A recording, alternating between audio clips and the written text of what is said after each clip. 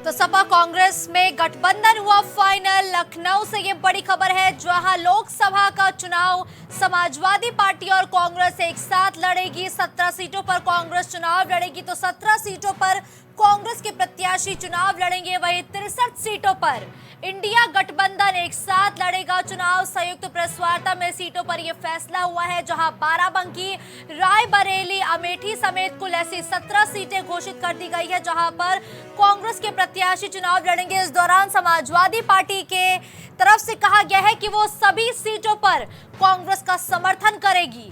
कांग्रेस के समर्थन में जनसभाएं होंगी। और तो साफ तौर पर कहा जाए कि लोकसभा 2024 का चुनाव यूपी में इंडिया गठबंधन एक साथ लड़ता हुआ नजर आएगा। समाजवादी पार्टी और कांग्रेस एक साथ मिलकर भारतीय जनता पार्टी को हराने की बात लगातार कह रही है। लोकतंत्र को बचाने की बात इस संयुक्त प्रेस वार्ता में की गई है।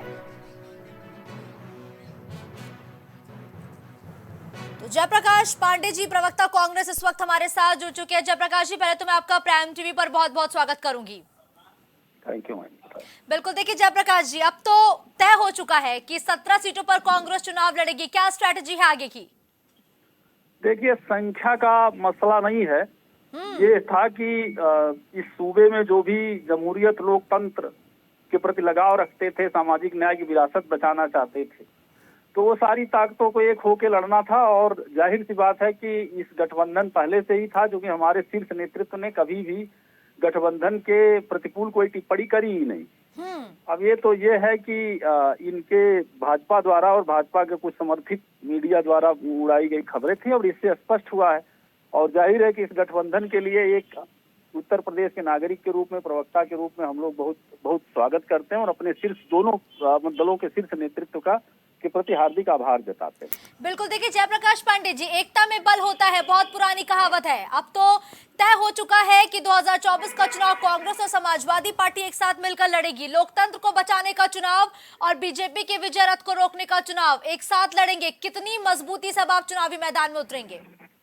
देखिए, ये अगर आप देखें, जैसे 2014 के बाद से, जब से इनकी प्रदेश में सरकार आई 17 में योगी जी की नेतृत्व में, तो भाजपा के मत प्रतिशत में कंटिन्यू गिरावट आई है। 2019 के लोकसभा में सीटें घटी, 2022 की विधानसभा में घटी, प्रतिशत घटा। और जाहिर बात है कि जिस तरह का वातावरण इन्होंने बनाया है, दलितों पिछड़ों पे अत्याचार की आधी आबादी, चाहे आप इनका मतलब इन्हीं का सरकारी आंकड़ा उठा के देख लीजिए, कुपोषण का हो या एनसीआरबी में महिला सुरक्षा का हो या किसी भी अपराध का हो, तो जनता हर दृष्टि से परेशान है। दूसरी सबसे बड़ी बात यह है कि जो नफरत का हमारा उत्तर प्रदेश है, पूरा भारत एक अमन चैन पसंद समरस समाज वाला राष्ट्र है, और यहाँ राज्य द्वारा प्रायोजित और संरक्षित नफरत की खेती की जा रही, तो उसके विरुद्ध जो है ये वातावरण है।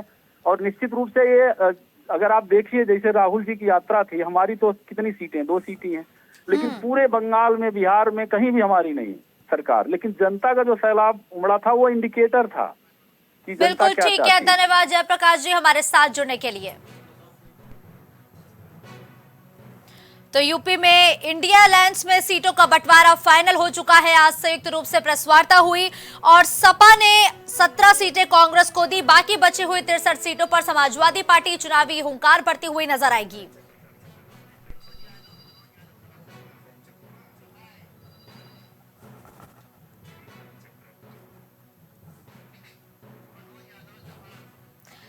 प्रवक्ता समाजवादी पार्टी के मनोज यादव भी इस वक्त हमारे साथ जुड़ चुके हैं। मनोज जी, 63 सीटें आपको मिली हैं, 17 सीटों पर चुनाव लड़ेगी और बाकी 63 सीटें अलायंस को दे दी गई है, लेकिन सिर्फ समाजवादी पार्टी कितने पर चुनाव लड़ेगी? देखिए, मौजूदा जो परिदृश्य है वो 17 सीटों पे भारतीय राष्ट्रीय कांग्रेस चुनाव लड़ेगी और 63 सीटों पे समाजवादी पार्टी चुनाव लड़ेगी। अभी समाजवादी पार्टी ने इंडिया अलायंस के उत्तर प्रदेश के लोकसभा 2024 के चुनाव के लिए अपने दरवाजे खोल रखे। हमारे नए साथियों का सिलसिला समाजवादी पार्टी और कांग्रेस गठबंधन इंडिया अलायंस में आने का दरवाजा खोला है, और हम उम्मीद करते हैं कि इस लोकतंत्र के बचाने में और संवैधानिक सिस्टम को जो धज्जियां मौजूदा सरकार उड़ा रही है, डबल इंजन की सरकार उत्तर प्रदेश। देखिए मनोज यादव जी, 7 साल बाद ये एक बार फिर ऐसी तस्वीर देखने को मिली जहां सपा और कांग्रेस ने एक साथ मीटिंग की है। इससे पहले 2017 के चुनाव में अखिलेश यादव और राहुल गांधी ने एक साथ पीसी की थी। कितनी मजबूती से अब इस बार आप उतरेंगे चुनावी मैदान में?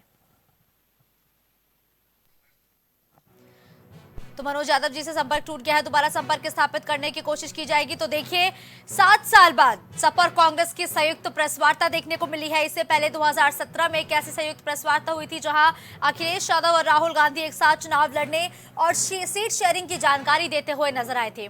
और एक बार फिर 2024 में 7 साल बाद ये मौका आया है।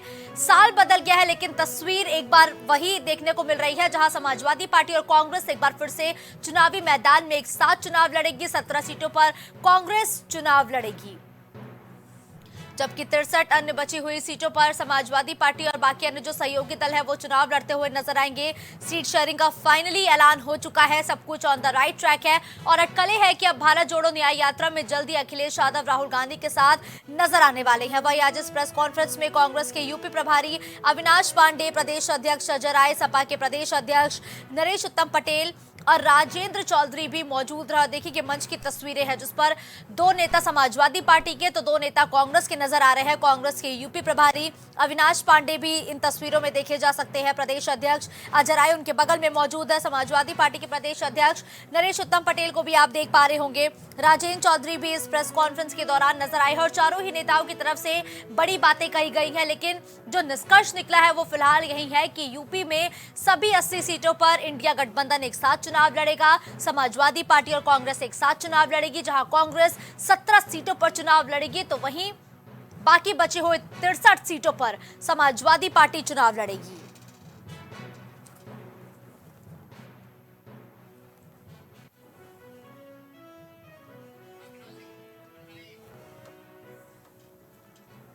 तो अभिनव सिंह का रुख करेंगे, जो लगातार होटल में मौजूद थे प्रेस कॉन्फ्रेंस के दौरान, वो मौजूद रहे।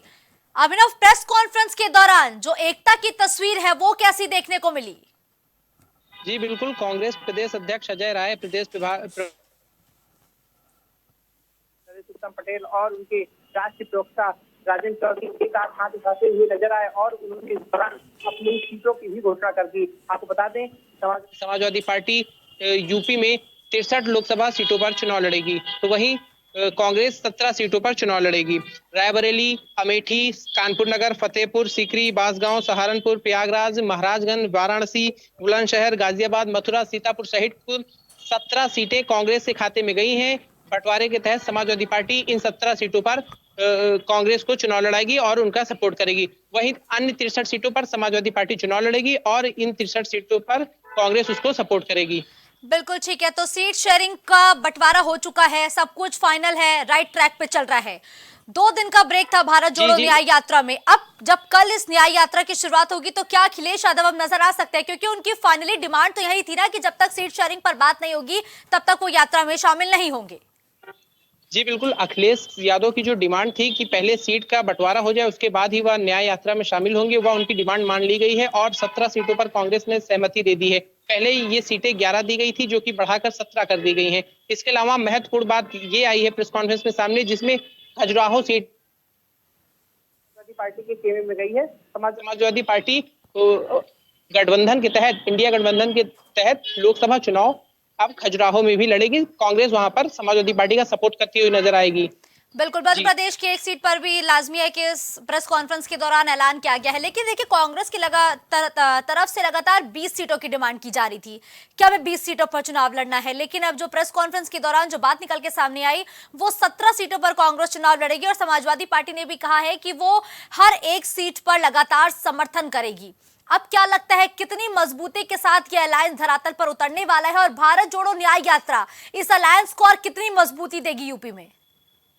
जी बिल्कुल, देखिए, सबसे पहले समाजवादी पार्टी ने कांग्रेस को 11 सीटें ऑफर दी थी, जिस पर कांग्रेस संतुष्ट नहीं थी। इसके बाद ये सीटों का आंकड़ा बढ़ाकर 17 कर दिया गया, लेकिन कांग्रेस कहीं ना कहीं इस पर भी संतुष्ट नहीं थी और बीच में खबरें आ रही थी कि इंडिया गठबंधन में दरार है और ये सीटों का आंकड़ा बढ़ के कांग्रेस 23 सीटें मांग रही थी। क्योंकि अब कांग्रेस 17 सीटों पर राजी हो गई है। ये एक सुखद खबर है इंडिया गठबंधन और विपक्ष के लिए कि विपक्ष लामबंद होकर भारतीय जनता पार्टी के खिलाफ अब चुनाव लड़ने के लिए मैदान में एकजुट होकर उतरेगा। आने वाले सीटों पर ऐलान किया गया है कांग्रेस चुनाव लड़ेगी, वो सीटें एक टाइम पे बहुत मजबूत है, भारतीय जनता पार्टी के ही पास है ज्यादातर सीटें और कांग्रेस तो लगातार अपना खोया हुआ जनाधार यूपी में पाने की कोशिश कर रही है।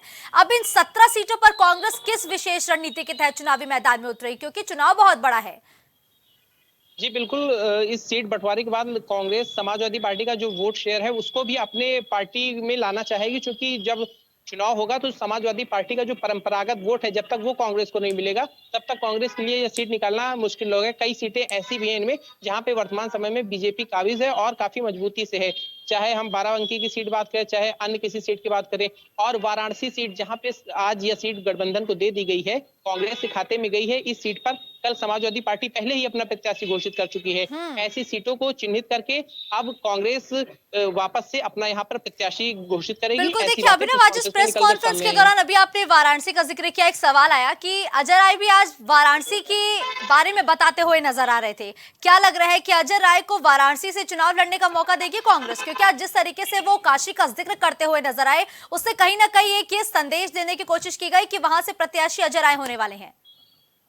जी बिल्कुल, वाराणसी से कद्दावर नेता हैं अजय राय, कांग्रेस के वर्तमान में प्रदेश अध्यक्ष रहे हैं और एक बाहुबली नेता के रूप में उनकी यूपी में पहचान है और खासकर वाराणसी वाले इलाके में उनका खास महत्वपूर्ण माना जाता है। लेकिन जहां एक और समाजवादी पार्टी ने कल इस पे अपना प्रत्याशी उतार दिया था, उसके बाद से ये गठबंधन में दरार की खबरें आ गई थी। वहीं आज यह सीट जब कांग्रेस के खाते में चली गई है तो निश्चित ही भारतीय राष्ट्रीय कांग्रेस प्रधानमंत्री के सामने कोई मजबूत ही उम्मीदवार उतारेगी, जिससे वह चुनाव में लड़कर जीत हासिल करे या अच्छा मुकाबला कर सकते। इसके लिए एक सबसे बेस्ट कैंडिडेट अजय राय भी हो सकते हैं। बिल्कुल, अजय राय बेस्ट कैंडिडेट हो सकते हैं। धन्यवाद अभिनव इस खबर पर हमारे साथ जुड़ने के लिए। तो देखिए, अब सहमति बन गई है।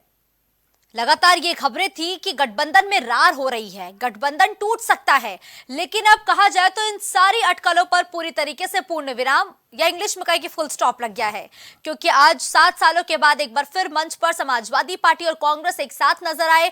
80 सीटों पर कौन कहां से चुनाव लड़ेगा इस पर सहमति बन चुकी है। मीडिया को जानकारी देते हुए यह ऐलान किया गया है कि सभी 80 सीटों में से 17 सीटों पर कांग्रेस चुनाव लड़ेगी, बाकी 63 सीटों पर समाजवादी पार्टी और उनके सहयोगी दल चुनावी मैदान में उतरेंगे।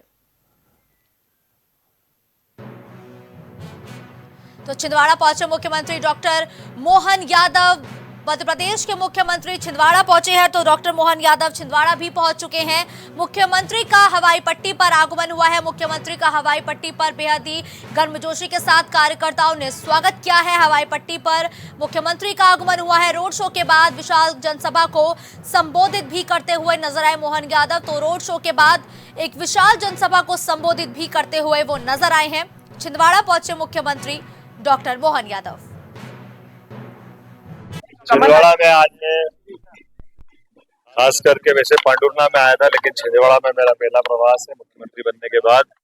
और जैसे हमारी भारतीय जनता पार्टी की परंपरा है, विकास के मामलों में हम किसी भी जगह से कोई रुकाव नहीं करते, किसी भी विकास के कार्य को रोकते नहीं है। माननीय यशस्वी प्रधानमंत्री के नेतृत्व में डबल इंजन की सरकार विकास के कामों को लगातार आगे बढ़ रही है। और जब मध्य प्रदेश में प्रचंड बहुमत मिला, 163 से ज्यादा सीटें मिली, तो स्वाभाविक रूप से हमारी जवाबदारी और बढ़ जाती है कि हम अपने विश्वास को कायम रखने के लिए जिले जिले में जाएं, जहाँ जहाँ विकास की जो संभावना प्रत्येक चीज को देखें। तो खबर औरैया से है, जहां उद्योग व्यापार प्रतिनिधि मंडल ने ज्ञापन सौंपा है डीएम महेंद्र पाल को। ज्ञापन सौंपा गया है समस्याओं को लेकर, डीएम महेंद्र पाल को ये ज्ञापन सौंपा गया है। खबर औरैया से है, जहां व्यापारियों के हक में आवाज उठाई गई है। व्यापारियों के हक की मांग करते हुए डीएम को ज्ञापन सौंपा गया है। व्यापारियों का आरोप फूड एक्ट में विसंगतियां व्याप्त है, फूड एक्ट में बहुत सारी गड़बड़ी है और उद्योग व्यापार प्रतिनिधि मंडल ने यह ज्ञापन भी सौंपा है। डीएम को संबोधित ये ज्ञापन सौंपा गया है और कहा गया है कि व्यापारियों को परेशानी हो रही है, उनकी परेशानियों को दूर करने की बात भी ज्ञापन में कही गई है। व्यापारियों के हक में ये आवाज उठाई गई है।